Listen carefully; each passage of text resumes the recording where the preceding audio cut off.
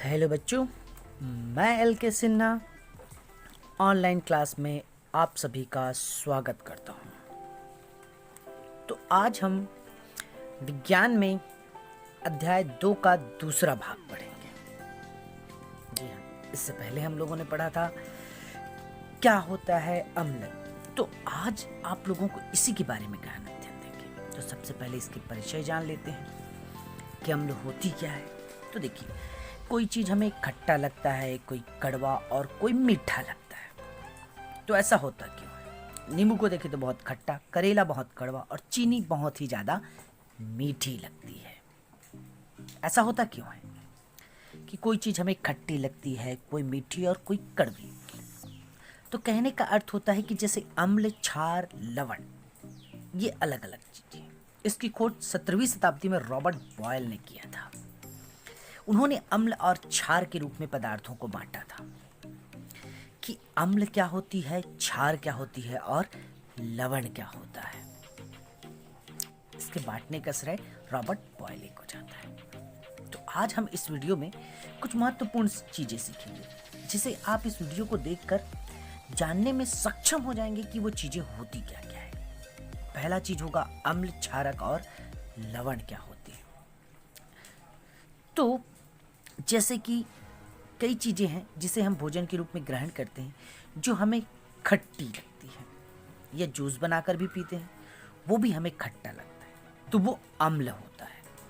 कहने का अर्थ होता है कि हमारे भोज्य पदार्थों में जिसे हम लोग खट्टी चीज़ें खाते हैं या जूस बनाकर पीते हैं, तो बहुत सारे ऐसे फल हैं जिसमें सिट्रिक अम्ल पाया जाता है।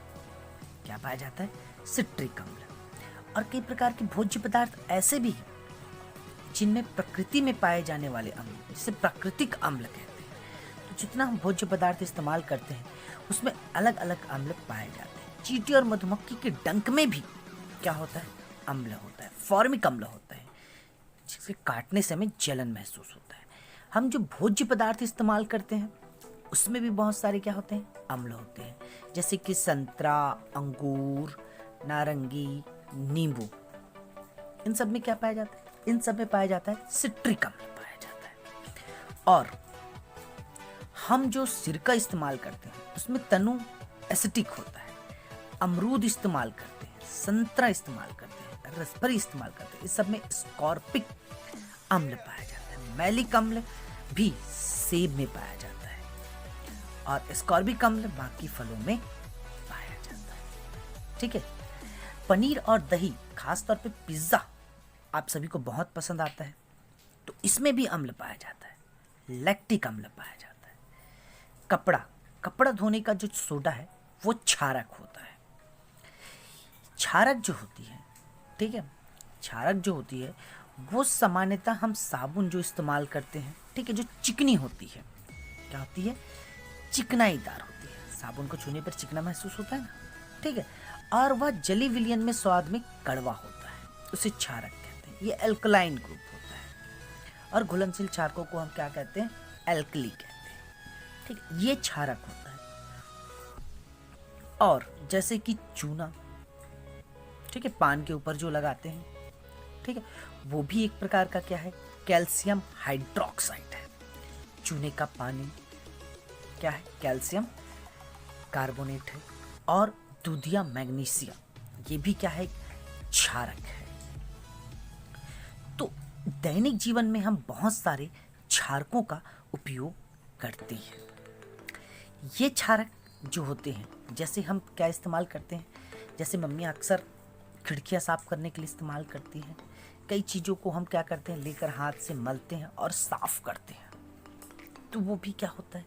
एक क्षारक पदार्थ होता है जिसका उपयोग हम दैनिक जीवन में करते चले आ रहे हैं। तो आज जो अध्याय में मैं बताने जा रहा हूँ वो अध्याय 1 से ही संबंधित है, परंतु इसमें कुछ अन्य विभिन्न चीजें भी हैं। अभी तक मैंने अम्ल और क्षार की सामान्यतः चीजें बताई, जैसे कि चौक अक्सर हम किसका उपयोग करते हैं? चौक का उपयोग करते हैं ब्लैक बोर्ड में लिखने के लिए। चींटी काटती है तो हमें क्या महसूस होता है? जलन महसूस होता है। और हम उस पर क्या लगा देते हैं? सोडा लगा देते हैं, सोडियम कार्बोनेट, जिससे हमारा जलन क्या हो जाता है? कम हो जाता है। तो ऐसा इसलिए करते हैं क्योंकि चींटी जो काटती है वो फॉर्मिक अम्ल होता है और सोडा जो डालते हैं वो क्या होता है, अम्ल होता है, ये क्षार होता है। और दोनों मिलकर फिर क्या करते हैं, उदासीन हो जाते हैं और लवण का निर्माण करते हैं। और इस तरीके से क्या होता है, जलन कम हो जाता है। तो अम्ल और क्षार मिलकर किसका निर्माण करते हैं, लवण और जल का निर्माण करते हैं। इसे एक उदाहरण द्वारा, जैसे एक हाइड्रोक्लोरिक अम्ल लेते हैं जिसमें 2 बूंदे हम फिनोप्थिलीन की डाल देते हैं, ठीक है, और इसे अच्छे से घोलते हैं। फिर इसमें सोडियम हाइड्रोक्साइड थोड़ा थोड़ा करके, जो हाइड्रोक्सिल क्षार है, उसे डालते हैं अम्ल पर। तो वो धीरे धीरे एक ऐसा रंग प्रदर्शित करता है, ठीक है, जिसपे दोनों के रंग ना होकर कुछ अलग रंग में परिवर्तित हो जाता है। अर्थात उनका रंग पूर्णतः क्या हो जाता है, परिवर्तित हो जाता है।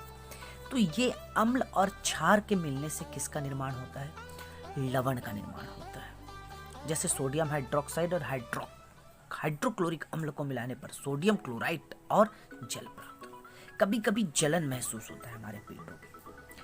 पेट में जो अमाशय है उसमें एक भोजन जैसी आता है, वहां पर HCl अम्ल स्रावित होता है, जिससे पेट पे क्या होती है, जलन होती है, जिसे कहते हैं हम हाइड्रोक्लोरिक अम्ल।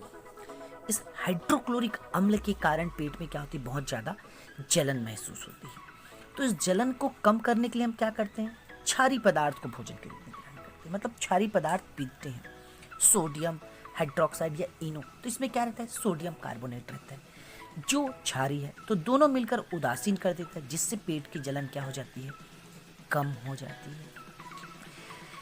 और इसी प्रकार से खेतों पर अक्सर मिट्टी महत्वपूर्ण है। जैसे धान की फसल है, ठीक है, तो धान की फसल में भाई पीएच मान बहुत कम है, तो उसमें हमें क्या डालना होगा कि धान की फसल अच्छा हो, तो उसे तो 6 से 8 के बीच पीएच मान चाहिए। तो उसमें अम्लीय पदार्थ हमें क्या डालना होगा, उसमें क्षारी पदार्थों का छिड़काव करना होगा, ठीक है।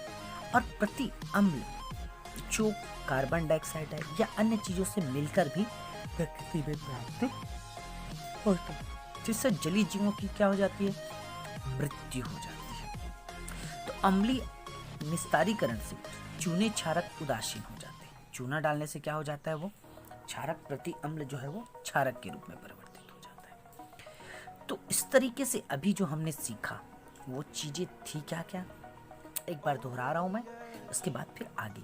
अम्ल वह पदार्थ है जो जलीय विलयन में क्या होता है, जलीय विलयन में स्वाद में खट्टा होता है। और क्षारक वह पदार्थ है जो जलीय विलयन में स्वाद में कड़वा और चिकनाई युक्त होता है, ठीक। इसके अलावा जब अम्ल क्षारक के साथ क्रिया करता है तो लवण और जल प्राप्त होता है।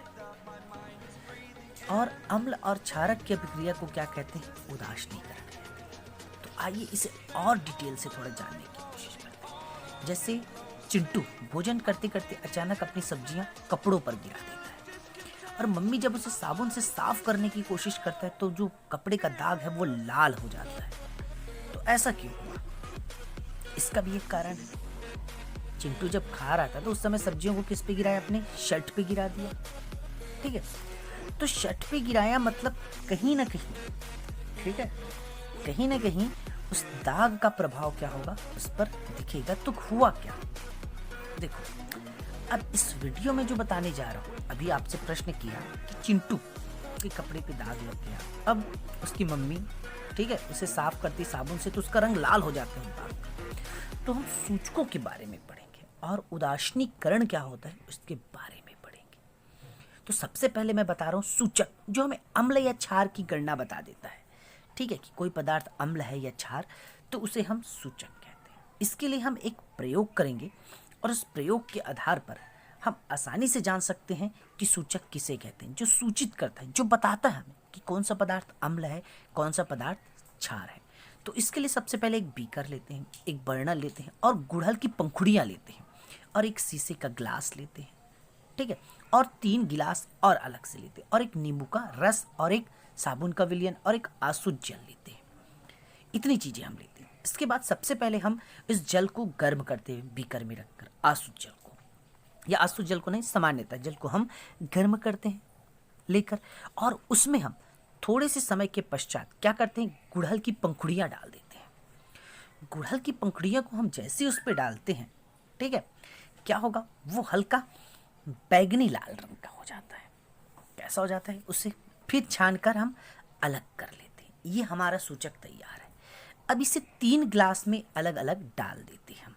तीनों ग्लासों पर अलग अलग डाल दिए। पहले ग्लास में मैंने नींबू का रस डाला, दूसरे ग्लास में मैंने जल डाला और तीसरे ग्लास में मैंने क्या डाला, साबुन का विलयन डाला। तो सबसे पहले जो मैंने क्या डाला था, नींबू का रस डाला था। ठीक है, ठीक, तो वो गाढ़ा क्या हो गया, गुलाबी रंग का हो गया। ये किसको बताता है, उसमें उपस्थित अम्लीय गुण को बताता है कि वो पदार्थ जो था वो क्या था, नींबू का रस अम्ल है क्योंकि उसमें सिट्रिक अम्ल पाया जाता है। ठीक है, आसुत जल में डाला तो वो रंग क्या था, अपरिवर्तित रहा, मतलब उसमें कोई परिवर्तन नहीं रहा, तो विलयन क्या है, उदासीन है। और तीसरा जो है हाइड्रोक्साइड जो था साबुन वाला, वो हरा रंग देता है। तो इस तरीके से वो बताता है कि वो क्या है, क्षारक है। तो ये गुड़हल का जो पंखुड़ियाँ हैं वो प्राकृतिक सूचक है जिसकी सहायता से हम किसी भी पदार्थ का अम्लीय या क्षारीयता को ज्ञात कर सकते हैं। तो आप लोगों को ये प्रयोग अच्छे से समझ में आया होगा। ठीक है, आप घर पे करके देख सकते हैं। अब आते हैं उदासीन विलयन के बारे में। तो क्या जल स्वाद में कैसा होता है, खट्टा होता है या मीठा, आपको क्या लगता है? तो जल तो रंगहीन है और स्वादहीन है, मतलब स्पष्ट है कि वो क्या होता है, उदासीन होता है। अर्थात जल अशुद्ध जल जिसमें किसी प्रकार के आयन नहीं होते। कैसे ज्ञात करते हैं, लिटमस पत्र। लिटमस पत्र जो है उदासीन विलयन पर कोई रंग परिवर्तित नहीं करता, लेकिन यह अम्ल या क्षार पर परिवर्तित होता है। इसे लाइकेन से प्राप्त किया जाता है और लाइकेन पर ही। तो लिटमस पत्र जो है हमें अम्लीय या क्षारीयता को बतलाने के लिए सहायक होता है। याद रखना, इसे लाइकेन से प्राप्त किया जाता है। ठीक, तो इसके लिए भी हम एक प्रयोग करेंगे और उस प्रयोग के आधार पर ज्ञात कर सकते हैं। जैसे कि हमने क्या डाला, बेकिंग पाउडर डाला। अब बेकिंग पाउडर के कुछ घोलकर उसे लाल लिटमस पत्र पर लाएंगे तो वो क्या हो जाता है, नीला। अर्थात ये क्या है, क्षारक है। जो लाल लिटमस पत्र को क्या कर देता है, नीला। अर्थात इसमें एल्कालाइन ग्रुप उपस्थित रहता है। दूसरा, हमने सिरके का विलयन लिया और उसे नीले लिटमस पत्र पर डालते हैं तो क्या हो जाता है, वो लाल। अर्थात नीले लिटमस पत्र को लाल सूचित कर दिया तो ये क्या है, सिरका जो है अम्लीय प्रकृति का होता है। तो लिटमस पत्र की सहायता से भी हम क्या कर सकते हैं, पदार्थ की अम्लीयता या क्षारीयता को आसानी से ज्ञात कर सकते हैं। एक प्रयोगशाला में हम सबसे पहले क्या लिए, हाइड्रोक्लोरिक अम्ल लेते हैं। ठीक है, एक कोनिकल फ्लास्क में उसमें फिनोप्hthalate की कुछ बूंदें डाल देते हैं क्योंकि प्राकृतिक सूचक के रूप में कार्य करता है। और जो मिथाइल ऑरेंज भी डाल सकते हैं।